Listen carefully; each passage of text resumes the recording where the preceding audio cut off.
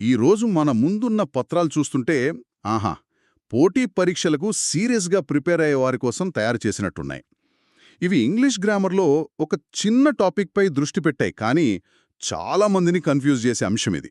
అదే articles. A, an మరియు the. ఈ మూడు చిన్న పదాల వెనుక ఉన్న తర్కం ఏంటి? ఈ పత్రాలు తెలుగులో భలే సింపుల్గా చెప్పాయి. ఇక వీటి లోతుల్లోకి వెళ్దాం. అవును, ఇది కేవలం పరీక్షలకే కాదు. మనం రోజూ మాట్లాడే ఇంగ్లీష్లో స్పష్టత రావాలంటే ఆర్టికల్స్ చాలా చాలా ముఖ్యం. అంటే మనం ఒక వస్తువు గురించి సాధారణంగా మాట్లాడుతున్నామా, లేక ప్రత్యేకంగా దేని గురించైనా మాట్లాడుతున్నామా అనేది ఈ చిన్న పదాలే నిర్ణయిస్తాయి.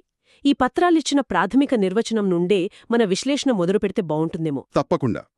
ఈ పత్రాలు ఆర్టికల్స్ను రెండు రకాలుగా విడగొత్తాయి. ఒకటి ఇండెఫినిట్, అంటే అనిశ్చిత articles. A, an. The. A book అంటే ఏదో ఒక పుస్తకం, కానీ ద బుక్ అంటే ఒక నిర్దిష్టమైన పుస్తకం అని చాలా స్పష్టంగా చెప్పారు. ఈ యొక్క తేడాయే మొత్తం కథకు పునాది అనిపిస్తోంది. ఖచ్చితంగా. ఈ విభజన వెనుక ఉన్న అసలు ఉద్దేశమేంటంటే సంభాషణను నడిపించడమే. ఒక వస్తువును లేదా వ్యక్తిని మొదటిసారి మన సంభాషణలోకి తీసుకువచ్చినప్పుడు ఏ లేదా యాన్ వాడతాం. అంటే శ్రోతకు ఆ వస్తువు కొత్తదనమాట. ఉదాహరణకు, I saw a movie yesterday అన్నప్పుడు నేను ఏ సినిమా చూశానో వినేవారికి తెలియదు. అదొక సాధారణ ప్రస్తావన. ఓ, అంటే ఒక కథ చెప్పేటప్పుడు once upon a time there was a king అని ఎందుకంటామో ఇప్పుడు క్లియర్ అయింది. ఎందుకంటే ఆ రాజు గురించి మనం మొదటిసారి వింటున్నాం. కరెక్ట్. తర్వాత కథలో అదే రాజు గురించి చెప్పినప్పుడు the king was very kind అంటాం. ఎందుకంటే ఇప్పుడు ఆ రాజెవరో మనకు తెలుసు. అది తెలిసిన పాత్రగా మారిపోయింది. అవును, దీన్నే భాషాశాస్త్రంలో అనఫోరిక్ రెఫరెన్స్ అంటారు. అంటే ముందు చెప్పిందాన్ని మళ్లీ సూచించటం. ద యొక్క ప్రాథమిక విధుల్లో ఇది ఒక్కటి. ఏతో పరిచయం చేసి దోతో ఆ పరిచయాన్ని కొనసాగించడం. ఇంకో ముఖ్యమైన విషయమేంటంటే ఏ లేదా యాన్ ఎప్పుడూ లెక్కించగలిగే ఏకవచన నామవాచకాల ముందే వస్తాయి. ఏ వాటర్ అని అనలేం కదా. అనలేం. కానీ ఏ గ్లాస్ ఆఫ్ వాటర్ అని అనొచ్చు. ఎగ్జాక్ట్లీ. రైట్. ఇక ఏ లేదా యాన్ అంటే కేవలం ఒక అనే కాకుండా చాలా విభిన్నమైన అర్థాల్లో వాడొచ్చని ఈ పత్రాలు చెబుతున్నాయి. ఇది నాకు చాలా ఆసక్తిగా అనిపించింది. ఉదాహరణకు, ఎనీ అంటే ఏదైనా అనే అర్థంలో ఏ స్టూడెంట్ షుడ్ రెస్పెక్ట్ టీచర్స్ అంటే ఏ విద్యార్థి అయినా గురువులను గౌరవించాలి అని. ఇక్కడ ఒక విద్యార్థి అని కాదు. అవును. అలాగే ఫ అంటే ప్రతి అనే అర్థంలో కూడా దీని వాడకం చాలా సాధారణం. హీ ఎర్న్స్ ₹50,000 అ మంత్ అంటే ప్రతి నెల అని. లేదా the car was running at 80 kilometres an hour అంటే గంటకు 80 కిలోమీటర్ల వేగంతో వెళ్తోంది. ఇక్కడ యాన్ అంటే ఒక గంటకు అని కాకుండా ప్రతి గంటకు అని అర్థమొస్తుందన్నమాట. అన్నింటికన్నా ఆశ్చర్యకరమైన విషయం ఆల్ అంటే అన్నీ అనే అర్థంలో వాడటం. ఈ పత్రాల్లో ఎ రోజ్ ఈజ్ బ్యూటిఫుల్ అనే ఉదాహరణ ఇచ్చారు. దీనర్థం ఒక గులాబీ అందంగా ఉంటుంది అని కాదు, గులాబీలన్నీ అందంగా ఉంటాయని. ఇది ఆ జాతి మొత్తాన్ని సూచిస్తోంది. అంటే ఎ కావ్ గివ్స్ మిల్క్ అన్నప్పుడు కూడా అంతే. అంతే. ఒక ఆవు గురించి కాకుండా ఆవు జాతి మొత్తాన్ని ఉద్దేశించి చెప్తున్నాం. ఇది భాషలో ఒక రకమైన సాధారణీకరణ, జనరలైజేషన్. ఒకే ఒక్క ఉదాహరణతో మొత్తం జాతి లక్షణాన్ని చెప్పడం అన్నమాట. ఇంకో ఆసక్తికరమైన ప్రయోగం పోలికల కోసం వాడటం. He thinks he's a Sachin Tendulkar అంటే అతను సచిన్ కాదు, కానీ సచిన్ అంత గొప్ప ఆటగాడని అనుకుంటున్నాడు అని. లోను ఇక్కడ అ సచిన్ అంటే సచిన్ లాంటి ఒక వ్యక్తి అని ఒక ప్రాపర్ నౌన్ను కామన్ నౌన్గా మార్చేస్తున్నారు. కాని ఇది కొంచెం అగౌరవంగా అనిపించదా? సచిన్ లాంటి ఒక లెజెండ్ స్థాయిని ఒక సాధారణ పదంగా వాడటం. మంచి ప్రశ్న. కాని ఇక్కడ ఉద్దేశ్యం అగౌరవపరచడం కాదు. ఆ వ్యక్తి యొక్క గుణాన్ని లేదా నైపుణ్యాన్ని ఒక ప్రమాణంగా చెప్పడం. He is the Shakespeare of our times అన్నప్పుడు మనం షేక్స్పియర్ను కించపరచడం లేదు కదా. ఆ వ్యక్తి యొక్క రచనా పటిమను షేక్స్పియర్తో పోల్చి అభినందిస్తున్నాం. ఏ లేదా యాన్ వాడటం వల్ల ఆ పోలిక ఇంకా సాధారణంగా మారుతుంది. అర్థమైంది. అలాగే ఆశ్చర్యార్థక వాక్యాలలో వాట్ ఎన్ ఐడియా అని, లేదా మనకు తెలియని వ్యక్తుల గురించి ఏ మిస్టర్ శర్మ కాల్డ్ యూ అని చెప్పటం కూడా ఈ పత్రాల్లో ప్రస్తావించారు. ఏ మిస్టర్ శర్మ అంటే మనకు పరిచయం లేని ఎవరో ఒక శర్మ అనే వ్యక్తి అని. ఇక వృత్తుల ముందు షీఈజ్ అ టీచర్ వాడటం చాలా కామన్. ఈ ఉపయోగాలన్నీ చూశాక ఏ మరియు యాన్లను కేవలం సంఖ్యగా కాకుండా ఒక భావనగా చూడటం మొదలుపెట్టచ్చు. ఖచ్చితంగా. ఇప్పుడు అందరినీ ఎక్కువగా ఇబ్బంది పెట్టే ప్రశ్నకు వద్దాం. ఎప్పుడు ఏ వాడాలి, ఎప్పుడు యాన్ వాడాలి? అవును, ఇది చాలామంది తప్పులు చేసే చోటు. చిన్నప్పుడు మనకు ఏ, ఈ, ఐ, ఓ, యు ఈ అచ్చుల ముందు యాన్ వాడాలని, మిగతా వాటి ముందు ఏ వాడాలని నేర్పిస్తారు. కాని అసలు కథ అక్కడే మొదలవుతుంది. ఈ పత్రాల్లోని ఒక వాక్యం మొత్తం గందరగోళాన్ని తీసేసింది. అదే, ముఖ్యం శబ్దమే స్పెల్లింగ్ కాదు. It's the sound, not the spelling that matters. ఈ ఒక్క సూత్రం తెలిస్తే చాలు. ఒక పదం ఏ అక్షరంతో మొదలవుతుంది అనేది ముఖ్యం కాదు, ఏ శబ్దంతో మొదలవుతుంది అనేదే ముఖ్యం. కరెక్ట్. నేను మొదట్లో ఇంగ్లీష్ నేర్చుకునేటప్పుడు ఏ యూరోపియన్ అనెందుకంటారో అర్థమయ్యేది కాదు. ఈ అచ్చు కదా, యాన్ యూరోపియన్ అనాలి కదా అనిపించేది. నాక్కూడా యూనివర్సిటీ ముందు ఏ ఎందుకొస్తుందని చాలా రోజులు ఆలోచించేవాణ్ణి. దానికి కారణమిదే. University, European, 1 rupee note. ఈ పదాలన్నీ యు, ఈ, ఓ అనే అచ్చు అక్షరాలతో మొదలైన వాటి ఉచ్చారణ వేరు. యు లేదా వా అనే హల్లు శబ్దాలతో మొదలవుతాయి. అందుకే వాటి ముందు ఏ వస్తుంది. దీనికి పూర్తిగా వ్యతిరేకమైన ఉదాహరణలు కూడా ఉన్నాయి. అవర్ లాంటివి. అవును, అవర్, ఆనెస్ట్ మ్యాన్, హెయిర్ వంటి పదాలు హెచ్ అనే హల్లు అక్షరంతో మొదలైనా అక్కడ హెచ్ నిశ్శబ్దంగా ఉంటుంది, సైలెంట్. వాటి ఉచ్చారణ అవర్, ఆనెస్ట్ అని అచ్చు శబ్దంతో మొదలవుతుంది. అందుకే వాటి ముందు యాన్ వస్తుంది. ఓ, అంటే ఇన్నాళ్ళు నేను యాన్ అవర్ అని ఎందుకు అంటామో బట్టిపట్టాను గాని అసలు కారణం ఆ హెచ్ సైలెంట్ అవ్వడం వల్ల వచ్చే ఆ శబ్దం అని ఇప్పుడు స్పష్టంగా అర్థమైంది. ఇది సంక్షిప్త పదాలు, అబ్రివియేషన్స్ విషయంలో ఇంకా బాగా కనిపిస్తోంది. ఉదాహరణకు ఎమ్మెల్యే. ఎం హల్లైనా దాన్ని ఎం అని పలుకుతాం. ఆ మొదటి శబ్దం ఏ, ఒక అచ్చు. అందుకే యాన్ ఎమ్మెల్యే అంటాం. అలాగే an FIR, an X ray. Correct. సరిగ్గా చెప్పారు. అదే బిఏ స్టూడెంట్ అనాల్సి వస్తే బి శబ్దం బి అనే హల్లు శబ్దంతోనే మొదలవుతుంది. కాబట్టి ఏ బిఏ స్టూడెంట్ అంటాం. కాబట్టి నియమం ఒక్కటే, అక్షరాన్ని చూడతూ పదాన్ని పలికి దాని మొదటి శబ్దాన్ని వినాలి. ఆ శబ్దం అచ్చా, హల్లా అని తేల్చుకుంటే చాలు. అంటే ఏ లేదా యాన్ అన్నవి ఒక వస్తువును మన సంభాషణలోకి తీసుకురావడానికి వాడే పరిచయ వాక్యాలు లాంటివి. మరి ఒకసారి పరిచయమయ్యాక దాని గురించి ప్రత్యేకంగా మాట్లాడాలంటే అప్పుడు ద వస్తుంది, అంతేనా? అంతే. మనం నిశ్చిత ఆర్టికల్ ద ప్రపంచంలోకి అడుగుపెట్టాం.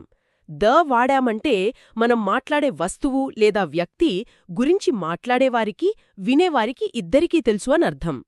పాస్ మీద సాల్ట్ అన్నప్పుడు టేబుల్ మీద ఉన్న ఆ ఉప్పు డబ్బా గురించే మాట్లాడుతున్నామని స్పష్టం. ఇందాక మనం అనుకున్నట్టుగా రెండోసారి ప్రస్తావించినప్పుడు కూడా ద వాడతాం. I bought a shirt, the shirt is blue. ఇది చాలా సింపుల్గా ఉంది. దీంతోపాటు ఈ ప్రపంచంలో ఒకే ఒక్కటిగా ఉండే వాటి ముందు కూడా ద వాడాలని ఈ పత్రాలు స్పష్టం చేస్తున్నాయి. The sun, the earth, the sky, the Taj Mahal. ఇది భాష ప్రపంచాన్ని ఎలా చూస్తుందో చెప్తుంది. విశ్వంలో ప్రత్యేకమైన వాటికి ఒక ప్రత్యేకమైన పదాన్ని కేటాయించటం.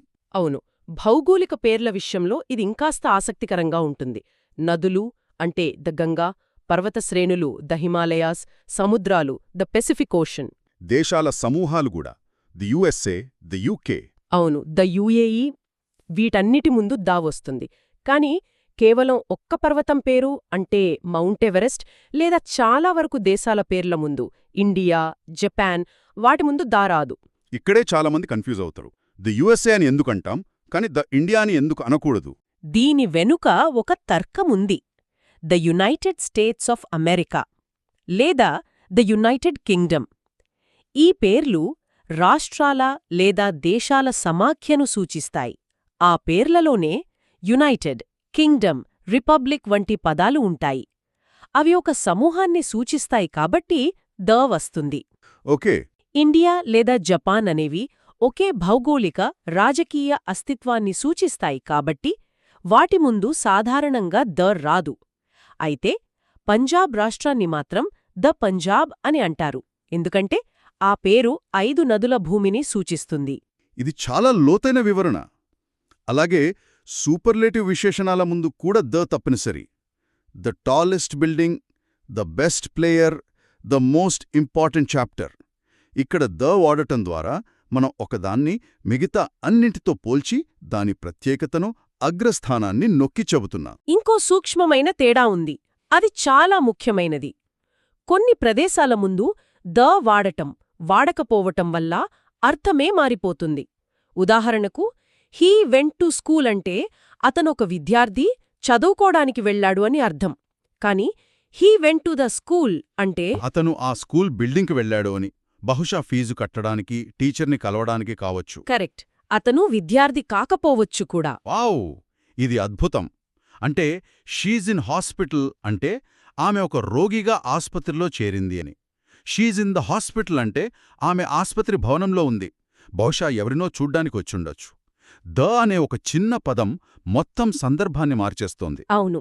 Hospital, church, prison, school, college, market ఈ పదాలకు ఈ నియమం వర్తిస్తుంది. ఆ ప్రదేశం యొక్క ప్రాథమిక ఉద్దేశ్యం కోసం వెళ్తే ఆర్టికల్ ఉండదు. వేరే పనిమీద ఆ భవనానికి వెళ్తే దా ఉంటుంది. ఆర్టికల్స్ ఎంత శక్తివంతమైనవో చెప్పడానికి ఇదొక చక్కటి ఉదాహరణ. ఇప్పటివరకు మనం ఎక్కడ ఆర్టికల్స్ వాడాలో చూశాం. కానీ కొన్నిసార్లు ఆర్టికల్స్ అస్సలు వాడకూడని ప్రదేశాలు కూడా ఉంటాయి కదా. దాన్ని జీరో ఆర్టికల్ అంటారని ఈ పత్రాల్లో ఉంది. ఇది కూడా చాలా ముఖ్యమైన విషయం. ఖచ్చితంగా. ఎక్కడ వాడాలో తెలియడం ఎంత ముఖ్యమో, ఎక్కడ వాడకూడదో తెలియడం కూడా అంతే ముఖ్యం. దీన్నే ఒమిషన్ ఆఫ్ ఆర్టికల్స్ అని కూడా అంటారు. మొదటి నియమం. సాధారణంగా ప్రాపర్ నౌన్స్ ముందు ఆర్టికల్స్ రావు. వ్యక్తుల పేర్లు రమేష్, సీత, నగరాలు, హైదరాబాద్ వీటి ముందు మనం ధ వాడం. అలాగే భాషలు లేదా సబ్జెక్టుల పేర్ల ముందు కూడా వాడకూడదు. ఐఎమ్ లెర్నింగ్ ద తెలుగు అనకూడదు. ఐఎమ్ లెర్నింగ్ తెలుగు అనాలి. Physics is my favourite subject, అంతేకాని ద ఫిజిక్స్ కాదు. అవును. అలాగే యాబ్స్ట్రాక్ట్ నౌన్స్ అంటే మనం చూడలేని, తాకలేని భావనల గురించి సాధారణంగా మాట్లాడేటప్పుడు ఆర్టికల్ రాదు. Honesty is the best policy. ఇక్కడ నిజాయితీ అనే భావన గురించి మాట్లాడుతున్నాం. Health is wealth. కానీ ఒక నిర్దిష్టమైన నిజాయితీ గురించి మాట్లాడితే ద వస్తుంది. ఉదాహరణకు I appreciate the honesty he showed. అతను చూపించిన నిజాయితీని నేను మెచ్చుకుంటున్నాను అని.